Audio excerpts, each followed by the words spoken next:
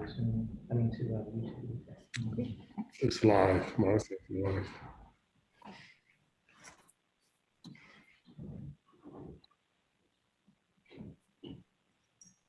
Is she still on? Yeah. We're live. Okay, we're good to go. Good to go. Okay, thank you. Time is 5:17. I'm calling to order the meeting of the East Cleveland Public Library Finance Committee. The time is 5:17 p.m. Thursday, April 8th, 2021. And we have present the director, Mr. Carlos Latimer, fiscal officer, Mr. Ross Copfield, the administrative assistant, Mr. Turner, and the, what is your? IT network administrator, Mrs. Green. And also we have Mrs. McDonald on the phone joining us. You call the roll, please. Sure. Mr. Silvera? Here. Ms. Sharpley? McDonald. I'm sorry, Ms. McDonald? Here. Okay, thank you. Thank you. All right, we'll go to the next item, the agenda. I don't see any issue with the order of the agenda, so we'll just back on into financial statements. Mr. Cockfield, you want to get started? Thank you, Mr. Silvera. I have, excuse me, I've prepared and presented the five standard financial statements for the committee's review. I'll begin with the bank reconciliation. We have reconciled cash and fund balances totaling $1,483,010.43. This is our reconciled balance as of March 31st. Moving to our appropriation status, we're reporting as of March 31st, so this is a quarter of the year expended. General fund appropriations for the general fund expenditures are running at 24.443 of budget. So we're right on target in terms of our general fund spending. All of the major projects that had been approved by the board probably kick off in the second quarter. So you'll begin to see a lot of spending activity going forward. But first quarter's numbers look very good, very stable. Do you foresee any budget adjustments? Do you foresee any budget adjustments coming up?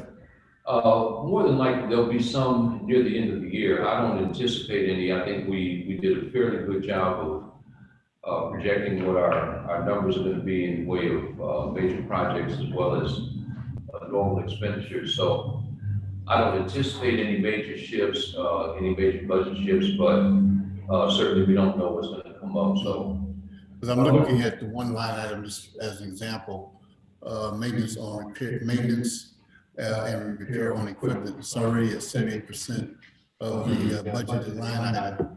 So that particular line item,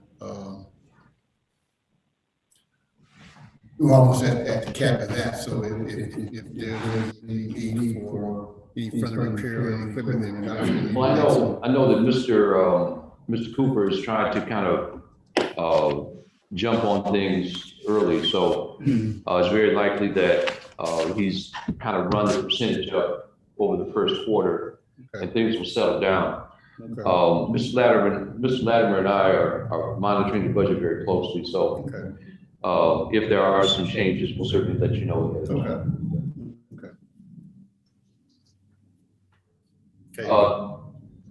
Moving on to the revenue status.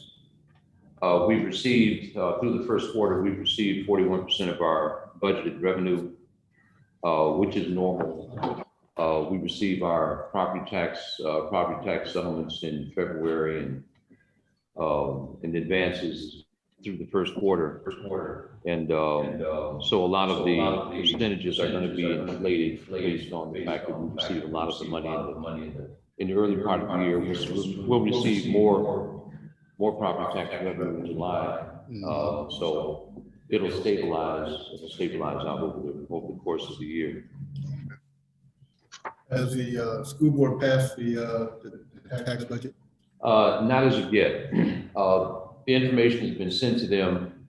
Ms. Witt, the school board treasurer, has acknowledged that she received the appropriation resolution, the tax budget that we submitted. Okay. So once they get it on their agenda, I'm sure she'll let me know that it's passed, or will at least send me a copy of their minutes. To let me know that it's been done. And the deadline for the county to receive that is when? July 15th. Okay. Yeah. All right.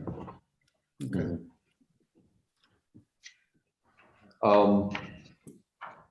The next report is a cash summary of our fund. What it does is basically summarize all of our cash balances by fund. Our total fund balance, the accounting equation simply says that all of our cash and banks equals all of our fund balances, which is what it does. And so we have total fund balances of $1,483,035.43, which agrees to our reconciled cash balance. Okay. And so that is our summary of our fund. And then our last report is our payment listing for the month of March, reflecting all of the electronic as well as physical checks that have gone out, totaling $177,978.36. And I submit this for your review and would be willing to answer any questions that you might have. Okay. We've not had any more of those bogus checks. No, we have not. As a matter of fact, we've instituted fraud protection on our account. And so what happens is that when we prepare a check run, we upload the check run to the bank. And as the checks clear, they match the checks that are clearing against the checks that we've uploaded. And if there are any discrepancies, they kick it out and create an exception, which I have to then review and approve. So no, we haven't had any problems since then. Okay. Yeah, so it works. That's good to hear. Fraud protection works. Mr. Latimer, did you have anything, comments you wanted to add? No, just the work that Ross is doing. Always like to recognize, we're lucky to have a very good fiscal officer. Very indeed. Let's see. In terms of our major projects, do you see any budget adjustments coming up on the horizon? I know there was an issue with the. I would say not at this point. Again, I think Mr. Cooper and Ms. Flood have done an excellent job in terms of kind of budgeting out what they anticipate spending. He outlined in the Buildings and Grounds meeting this afternoon, and he laid out his timeline for carpeting and painting, and the roof job, the roofing work. So everything is the budget numbers that he submitted are pretty much in line with what we anticipate in the way of contracts. So there's nothing that I'm anticipating that is going to throw that number out of line. Okay, just off the bat, we are probably moving into old business, so this would be considered old business. Yeah. Yeah, hopefully, there's not many surprises with the marquee. This is something we've embarked on as a big project. I think we budgeted at the high level for this, so I don't anticipate any overruns. Okay. You never know. Okay. Yeah, I was saying, I mean, to your point about whether or not there are going to be any budget shifts, I would probably say that in the first part of the summer, maybe before the board takes vacation, we'll take another close look at it and see if there need to be any shifts in the numbers.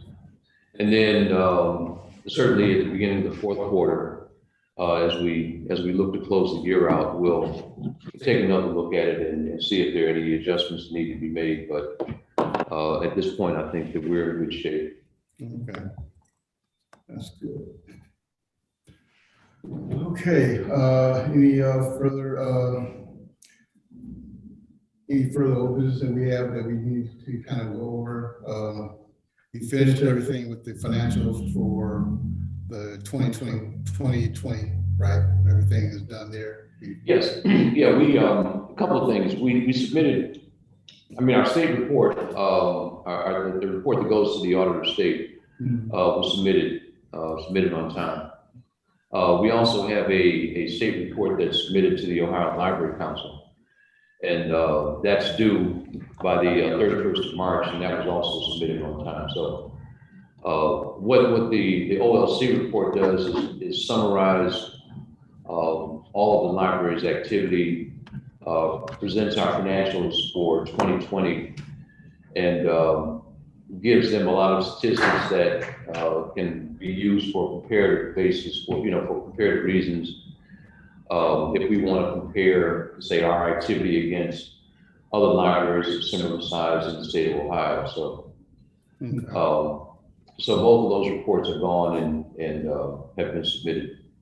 Okay. So there's really nothing outstanding. Okay, I think Ms. McDonald had a question on one of the spreadsheets. Did you want to ask your question? Yeah, if we're at that point, I think the president, Mr. Rashid, pretty much had the same question in regards to the vendor payee portion, starting with payment advice number 43983, and there's a couple underneath that. If you want to repeat that question again, I didn't catch it. I guess the first question would be, what are these expenditures exactly for? Because there are significant amounts of $5,000, $4,300, and also the service that was paid for Carolyn Neal and a $10,000 Amazon payment. Okay, I heard three questions. Carolyn Neal was Carolyn Neal was paid to do a policy review. She's consulting with us on our policy manual. Yeah, she's working with our policy manual. Amazon expenditures have to do with either books or other supplies that we're buying through Amazon. I can present you with the detail of that purchase. I don't have the detail in front of me. And what was the third question, please? And the other was for Ascend Advisors, LLC. That's our grant writer, Allison. Oh, okay. Yeah, Ascend Advisors is, she works with us on our strategic plan data and our grant writing. Okay, thank you for the clarification. I can't hear. President Rashid also had the same question, so thank you for validating that. Okay, you're welcome. I couldn't hear. Those are the three questions. Did you have any other questions, Ms. McDonald? No, I thank you. Okay. All right, thank you. Do we have any new business? Do we have any new business? No new business. Is there who wants to next item audience participation? Is anybody in our YouTube audience or Facebook audience? We got a handful of people watching. Does anybody have any questions? No questions? Okay. No questions. Then, this has been a speedy meeting. The time is 5:31. Call for the adjournment of the Finance Committee meeting. And thank you, Ms. McGowan, for being able to call in. That's cool. Oh, thank you all.